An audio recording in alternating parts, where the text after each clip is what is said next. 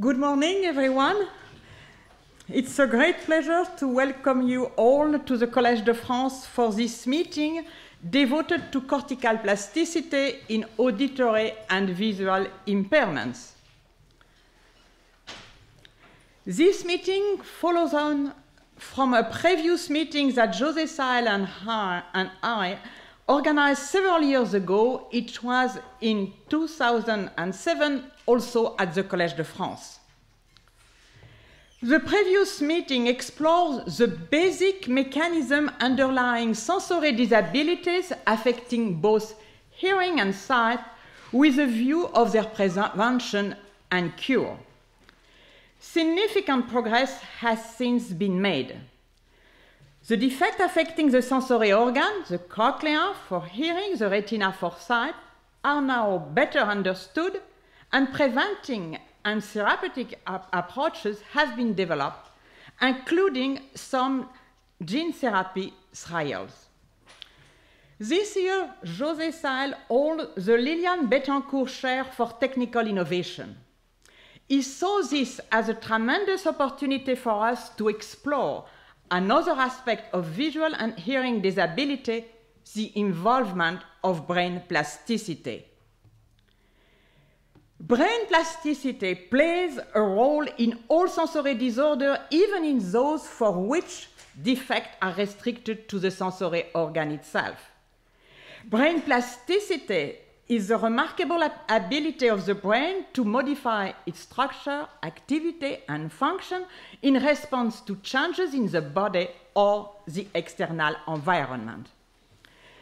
This adaptation of the structure and function of the neuronal circuits in the brain is at the heart of all learning processes and plays a key role in all modes of sensory perception.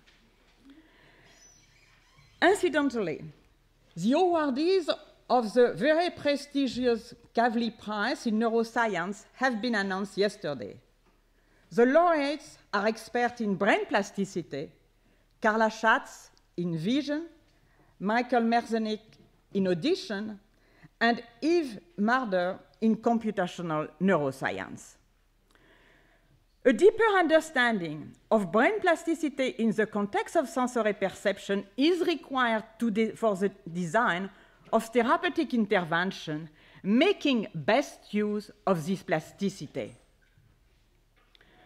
It follows that we need to understand how visual and auditory experiences transform acoustic and optical signals into a representation of the corresponding object within the cortex. This understanding needs to be extended to various stimulation conditions and to various contexts. We need to understand how brain plasticity naturally compensates for some sensory defect. We will need to identify the neuronal population involved to clarify the diverse mechanism underlying this plasticity, and this knowledge should lead to the improvement of therapeutic and rehabilitation approaches. Along the same line, we also need to understand how non-natural modes of retinal and cochlear stimulation used in prosthesis modify the neuronal circuits of the auditory and visual cortex. These modes of stimulation include the electrical stimulation delivered by retinal and cochlear implants in the current prosthesis and also in the future optogenetic stimulation. This should make it possible to design stimulation parameters that optimize sensory perception by fully exploiting brain plasticity and also its possible stability. We need to determine the time windows during life at which this plasticity is present and most efficient. Indeed, brain plasticity varies in amplitude and mechanism throughout life from developmental stage to aging. These are just a few examples illustrating the challenges ahead for the design of therapeutic intervention making best use of plasticity of the sensory system. This also implies the development of clinical tests to evaluate this plasticity in patients. We will then be in a position to propose appropriate approaches based on the specific plasticity characteristic preserved in the patient, and also to properly stimulate brain plasticity using strategy inspired by this knowledge. Moreover, it has been clearly established that different sensory inputs, such as in hearing and vision, can influence each other. Furthermore, the information of these sensory systems provide must be integrated into a unified perception. Let us consider a person shouting at you from some distance. Your localization of the person you see and the localization of the sound source you hear need to be the same for you to make sense of the situation.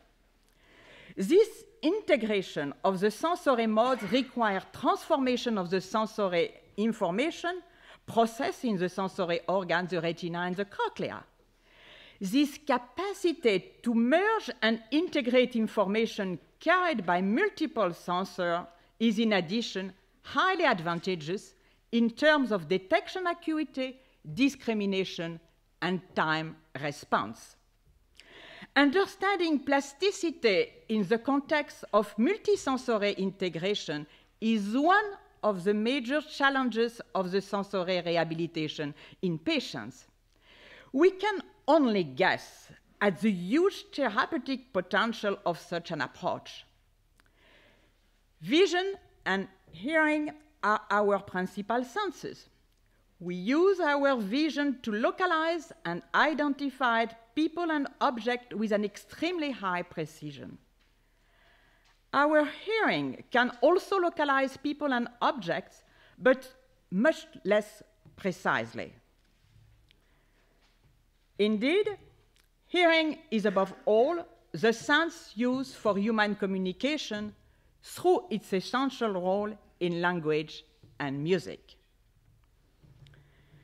So we will now explore this plasticity together. Thank you for your attention.